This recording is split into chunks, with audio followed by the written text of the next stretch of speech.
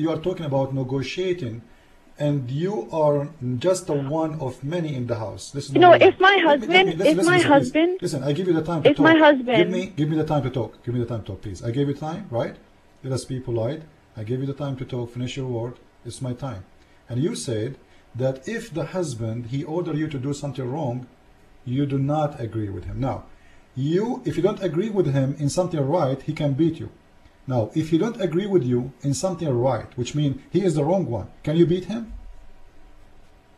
If he is the wrong one? Yeah, can you beat him? The same he do to you if you are wrong? Give me an example. As an example, you mentioned to me yourself an example. Your husband said to you, don't wear hijab, correct? And you said to him, I'm not going to obey you. Now, he is ordering you to do something wrong. Can you beat him? Literally, I can beat him, but I won't do that. I'm just not that type of person. So how come he can beat you? Instead, I will tell him why he's wrong. I'm talking in a religious way. I'm talking according to Islam. The woman, she cannot beat her husband even if he's wrong. But he can beat you if you are wrong. So what kind of equal... Sir, can you show me a verse where a woman cannot beat her husband? Can you show me a verse that says that women are not allowed to hit their husbands? The Quran only mentioned man beating his wives. Or are you just making that verse up to try and prove a point that is not valid right now? Listen, if the Quran never mentioned that the woman can beat her husband, this is mean you cannot beat her husband. You asked to see a verse, and I just wanted to show you kind of what the Prophet really addresses towards beating. And I want you to see what I mean when I say that the beating is not to be vicious or severe or something that causes harm to the woman to the point where she cannot answer back to her husband, where she's weak. I want to show you something that addresses this issue that we're talking about, because you bring it up. You're not the first person, and I'm sure you're not the last, because I've been asked about many different types of verses in the Quran. But the thing is, people only look at one specific part of the Quran, and they focus on that, and they become negative towards it to the point where they are so close-minded, they don't look to the bigger picture.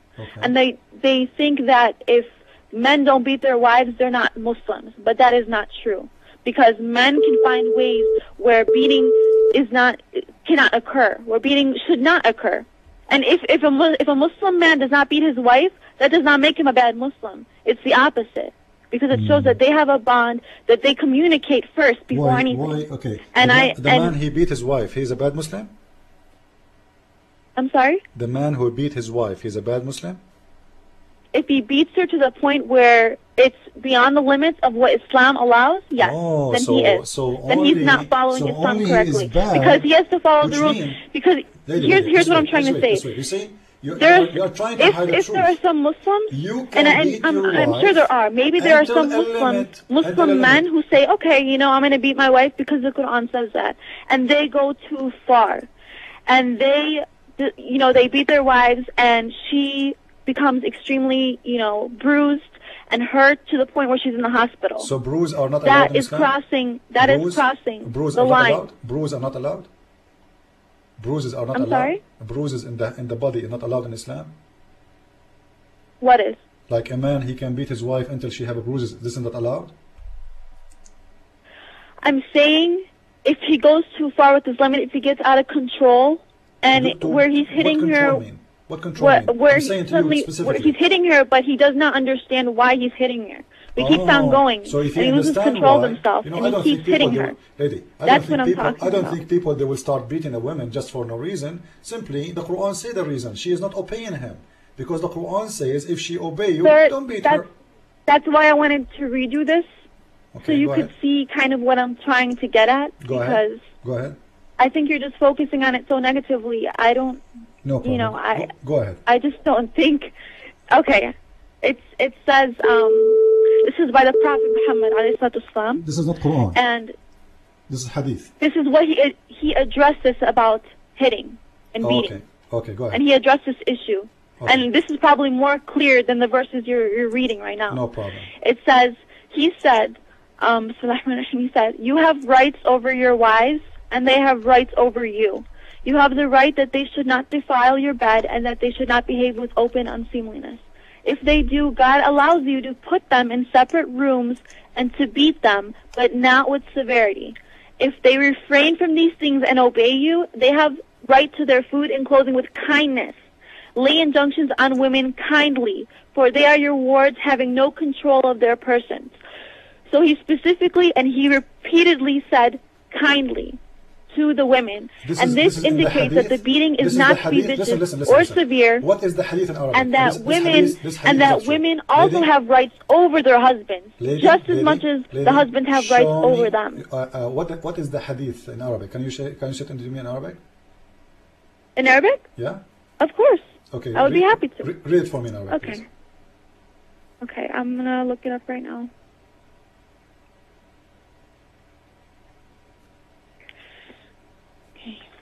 Because I don't think the word kindly exists there, but no problem.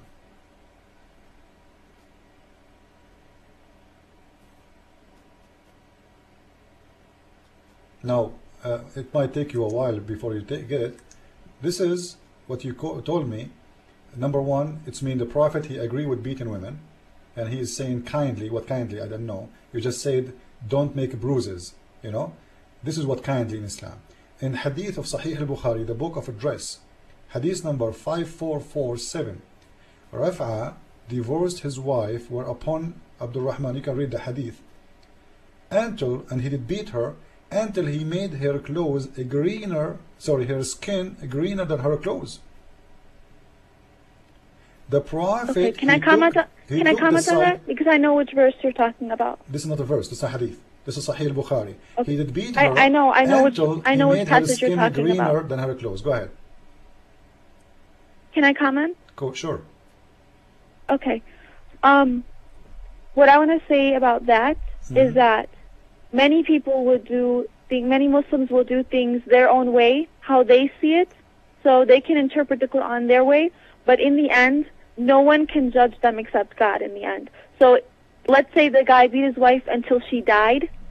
No one can say he's a bad Muslim or a good Muslim except God. So whatever they do, that's their life.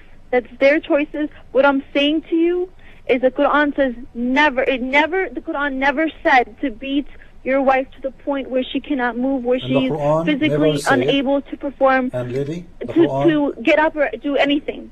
And nowhere in the Quran does it say until you beat her until she dies or anything like that. Never say to, and so no one is a judge of anybody, even if the person committed a great sin such as murder. No one is a judge of that person except God, because that person has an opportunity to repent, to ask for forgiveness, no matter how great the sin is. And he has an opportunity, and Allah is most merciful. Yeah, Allah and He is able to. Allah is not merciful. Sorry for that, but this is not our topic now. Oh, Allah is very merciful. No, He's not. Because if you pray with all your heart, if you really mean it, if you really feel bad about what you did, He will forgive you. If your God is merciful, He should not allow the man to use their violence against women. He should say to them, if you beat women, I'll take you to hell. And this is how you stop those Muslim men from insulting and abusing those weak women. You know, Allah He created humans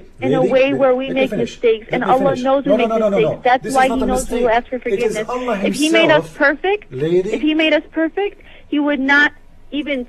I put you on hold. Sorry for that. Please, we cannot talk at the same time. I will let you. I want to hear you, but we cannot talk at the same time. Okay? No. Listen to me. The hadith in Sahih al-Bukhari, and you are free to talk. I'm trying to have a conversation with you, and you're trying to. We cannot talk in the same time, correct? Do you agree? In the same time, we cannot talk. I agree, but you didn't let me. Let me say my say. In that hadith, the man, he did beat his wife until he made her skin greener. Did the Prophet say to him, shame on you? Did the Prophet say to him, I'm going to punish you? Did the Prophet say to him, don't ever beat her like this again? No, actually he took the side of the man and he told her that he is right and you deserve it. The woman, she don't want the husband, she don't want to stay with him, she don't want to even have sex with him no more, and she is accusing him that he cannot have sex. The man, he is in response, he is beating her until her skin became greener than her clothes. The Prophet